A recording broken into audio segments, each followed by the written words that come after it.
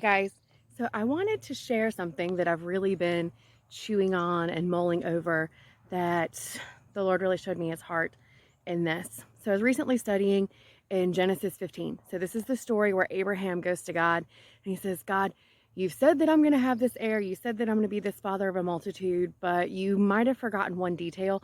I'm not a dad. I don't have a kid. How can I be this heir or how can I have this heir when the heir to my fortune and everything that I do have is just a servant? Well, God goes on to say, no. That's not how it's going to be. You will have an heir. And Abraham says, well, how should I know? How can I know that this is going to happen? And the Lord tells him to go and get the sacrifice. He sends him to go get a heifer and a goat and some doves and some birds. He says, bring them. And Abraham splits them in half. And he lays them out in rows. And so this is the picture of a covenant ceremony that's happening. And if you notice in chapter 15, go look,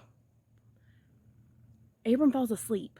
A deep sleep falls on him, similar to what happened to Adam when Eve was created. So Abram's asleep, and actually the Lord takes this on himself. And it says when the sun goes down, he appears, God, a theophany, appears as a smoking fire pot and a flaming torch. The God of the universe comes down and he himself walks through the parts. This was to symbolize that if I break this covenant, you get to do to me what was done to these animals. This was the custom. Well, if you read further, you see that Abram never walks through the parts. Abram never takes the covenant on himself.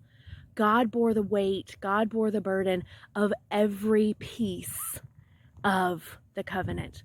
And that's when he presented Jesus, because we as man absolutely broke the covenant.